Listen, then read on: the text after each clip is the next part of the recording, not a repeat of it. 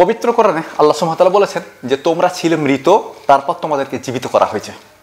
এখন প্রশ্ন হলো, আমরা কবে, কোথায়, কিভাবে, কখন, কোন অবস্থায় মৃত ছিলাম, নাকি পবিত্র কোরআন ভুল বলছে? আজকের ভিডিওয় আমরা এই সম্পর্কে বিস্তারিত আলোচনা করেছি, ছোট করে হলেও।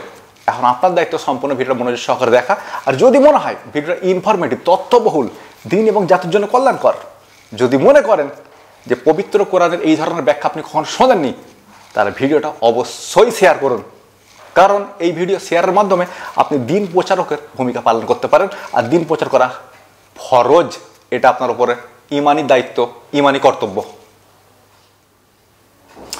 এর সঙ্গে সঙ্গে সম্পূর্ণ ভিডিওটা দেখার পর আপনার কি মনে হলো, আপনি কি মনে করলেন, আপনি কি ভাবলেন, সেটা অবশ্যই আমাকে কমেন্ট করে জানান, তবে আমি জানতে পারবো যে আসলেই আমি আপনাকে বোঝাতে পেরেছি কি না। এছাড়াও যদি আপনার বা আপনাদের কোনো প্রশ্ন থাকে, খুবই কঠিন প্রশ্ন, মারাত্মক কঠিন প্রশ্ন, যে প্রশ্নের উত্তর নিজেও খুঁজে পাচ্ছেন না, প্রশ্নটা করতেও পারছেন না, এরকম প্রশ্ন থাকলে ভিডিওর কমেন্টে করে ফেলুন। ইনশাআল্লাহ আপনার প্রশ্নের উত্তর দেওয়া হবে। দুটো শর্ত রয়েছে, শিশুসুলভ প্রশ্ন করবেন না, আর প্রশ্ন করে উত্তরের জন্য তাড়াহুড়ো করবেন না। প্রশ্ন করুন কঠিন, মারাত্মক কঠিন। যত কঠিন প্রশ্ন করবেন তত তাড়াতাড়ি উত্তর পাবেন ইনশাআল্লাহ।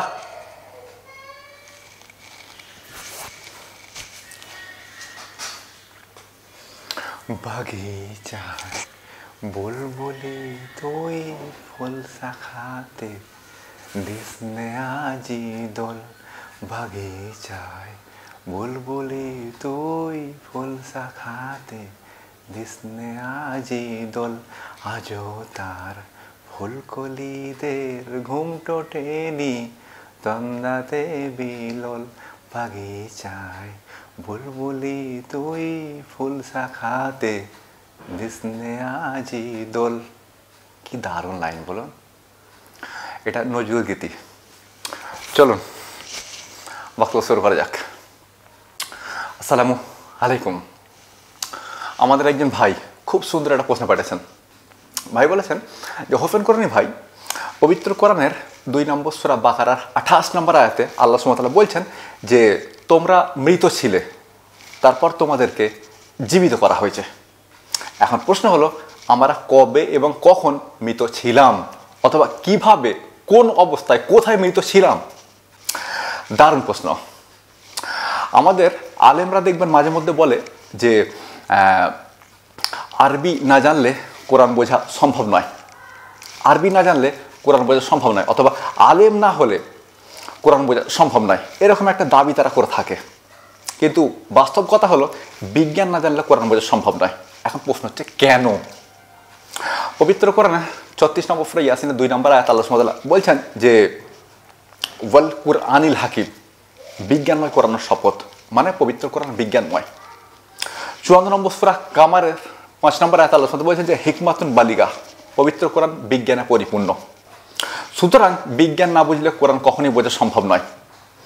আপনি কখনোই এটা বলতে পারবেন না যে আমরা কবে, কোথায়, কখন, কিভাবে মৃত ছিলাম, এটা বিজ্ঞান না জানলে বলা সম্ভব নয়। আচ্ছা, আমাদের অনেক আহলে কোরআন ভাই আবার হাদিস অস্বীকার করে, কিন্তু এই আয়াতটাকে বুঝতে গেলে হাদিস প্রয়োজন হবেই। হাদিস ছাড়া এই আয়াতটাকে পরিপূর্ণভাবে বোঝানো সম্ভব নয়। যাই হোক, এবার মূল প্রশ্নের উত্তরে আসি। আমরা কবে, কোথায়, কখন, কিভাবে মৃত ছিলাম? আসলে এটা পবিত্র কোরআনের একটা আয়াত, 2 নম্বর সূরা বাকারা আয়াত নম্বর 28। আল্লাহ সুবহানাহু ওয়া তাআলা বলছেন যে কাইফা তাকফুরুনা বিল্লাহ, তোমরা কিভাবে আল্লাহকে অস্বীকার করছো। ওয়া কুনতুম আমওয়াতান ফাআহয়াকুম, তোমরা ছিল মৃত, তোমাদেরকে প্রাণদান করা হয়েছে। এখন প্রশ্ন হচ্ছে, আমরা কবে, কোথায়, কখন, কিভাবে, কোন অবস্থায় মৃত ছিলাম?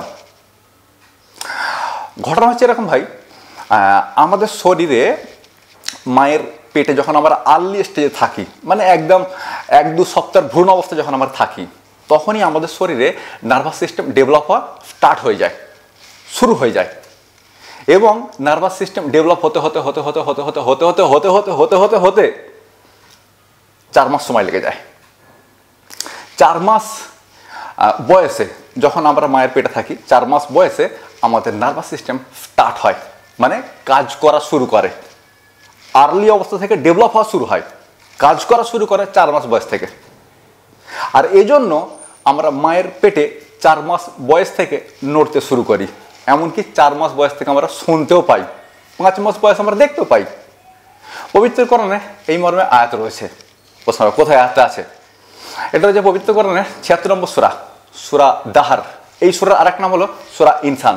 আয়াত নম্বর 2 আল্লাহ তাআলা বলছেন যে ইন্না খালাকনাল ইনসানা মিন নুতফাতিন আমসাজ নাবতালিহি ফাজআলনাহু সামিয়াম বাশিরা।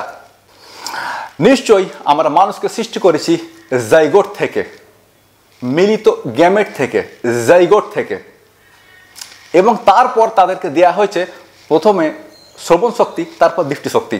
4 মাস বয়সে শ্রবণ শক্তি, 5 মাস বয়সে দৃষ্টিশক্তি। একবার সুবহানাল্লাহ বলুন, পবিত্র কোরআন কত বিজ্ঞানময়।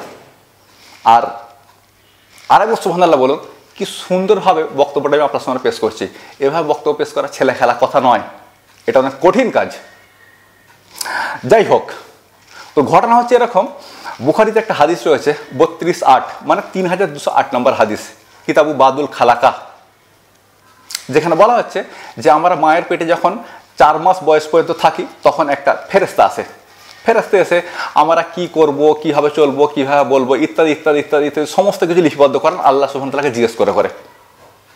লিপিবদ্ধ করার পর সুম্মা ইয়ানফাকু ফির রূহ, তারপর ওই ভ্রূণে সে প্রাণ দান করে। এভাবেই আমরা 4 মাস বয়সে জীবিত হই। বলা ভালো 4 মাস বয়সে আমাদের শরীরে প্রাণ আসে। তার আগে পর্যন্ত আমাদের শরীরে প্রাণ থাকে না, বিজ্ঞানও এটা প্রমাণিত। তবে আয়াতটার অনুবাদ একটুখানি ভুলভাবে করা হয়। যদি আমরা আয়াতের অনুবাদ এভাবে করে ফেলি যে কাইফা তাকফুরুনা বিল্লাহ, তোমরা কীভাবে আল্লাহকে অস্বীকার করছো, ওয়া কুনতুম আমওয়াতান ফাআহাকুম, তোমরা ছিলে প্রাণহীন, পরে তোমাদেরকে প্রাণ দান করা হয়েছে। এই আয়াতটার অনুবাদ, মানে আয়াতটার অনুবাদ যদি এভাবে করা হয় এটা সম্পূর্ণ সঠিক অনুবাদ হবে। তোমরা ছিলে মৃত, জীবিত করা হয়েছে, এটা একটুখানি ভুল অনুবাদ। তোমরা ছিলে প্রাণহীন, তোমাদেরকে প্রাণদান করা হয়েছে। আরবি শব্দের আমওয়াতা, আরবি শব্দ আমওয়াতার অর্থ হচ্ছে মৃত কিংবা প্রাণহীন, উভয়ই হয়। তো কাইফা তাকফুরুনা বিল্লাহ, তোমরা কীভাবে আল্লাহকে অস্বীকার করছো, ওয়া কুনতুম আমওয়াতান ফাআহাকুম, তোমরা ছিলে প্রাণহীন, তোমাদেরকে প্রাণদান করা হয়েছে। তো এটা হচ্ছে সঠিক অনুবাদ। এখন প্রশ্ন হচ্ছে এরকম সঠিক অনুবাদ পাবো কোথায়? ফিলহাল তো বাজারে পাবেন না, তবে অনলাইনে অ্যাভেলেবেল। হোফেন কোরআন অনুবাদ পড়ুন, আমাদের ওয়েবসাইটে চলে আসুন www.quranic.university.com, আমাদের ওয়েবসাইটে চলে আসুন, সম্পূর্ণ সঠিক অনুবাদ পাবেন, 99.99% সঠিক অনুবাদ পাবেন। আমি মনে হয় আপনাকে বুঝিয়ে বলতে পেরেছি। এখন যদি মনে হয় যে ভিডিওটা বেশ ইনফরমেটিভ, দিন এবং জাতির জন্য কল্যাণকর হতে পারে, যদি মনে হয় পবিত্র কোরআনের এর চাইতে ভালো ব্যাখ্যা হতে পারে না, তাহলে ভিডিওটা একটু কষ্ট করে শেয়ার করুন এবং শেয়ার করে দিন প্রচারকের ভূমিকা পালন করুন। আমাদের বিহারি সর বাচ্চাগুলো আমার পাশে চেল্লাচ্ছে, সাদারা এত নোংরা, গালাগালি করতে খারাপ লাগে, কিন্তু এদেরকে সর বাচ্চা ছাড়ার কোনো ভাষাই এদের জন্য বের হয় না। চেল্লানিটা খালি দেখুন কীরকম, জীবনে সাদারা বিল্ডিং দেখেন মনে হয়, জীবনে লিফট দেখেন, লিফটের উপরে লিখে দেওয়া রয়েছে যে 4 জনের বেশি লিফটে উঠবেন না, 5 জন 7 জন করে লিফট উঠছে। ওদের আওয়াজটা খালি শুনুন একবার, শুধু ওদের চিল্লানি, পুরো বিল্ডিংয়ে 20টা ফ্যামিলি থাকে, শুধু ওদের ফ্যামিলির আওয়াজ পাওয়া যাচ্ছে। আওয়াজটা শুনুন, দেখুন ছাদ খালি করছে, দেখুন ছাদের আওয়াজটা শুনুন। আমরা মাঝে মাঝে আফসোস করি যে বিহারিদেরকে সারা পৃথিবীর লোক কেন দেখতে পারে না, এই জন্যই এদেরকে দেখতে পারে না, এদের এই নোংরা স্বভাবের জন্য। যাক ভাই, মোটামুটি তো বুঝিয়ে বেশ বলতে পারলাম নাকি? আচ্ছা, এখানে একটা প্রশ্ন হবে এবং সেটা খুব সুন্দর প্রশ্ন, যে আমাদের তো তকদির লেখা হয়েছে মহাবিশ্ব সৃষ্টির 50,000 বছর পূর্বে, আবার কেন পেটে তকদির লেখা হচ্ছে? ভাই যদি আল্লাহ লেখে তাতে আপনার সমস্যাটা কোথায়? মানে যদি আল্লাহ লেখেন তাতে আপনার সমস্যাটা কোথায়?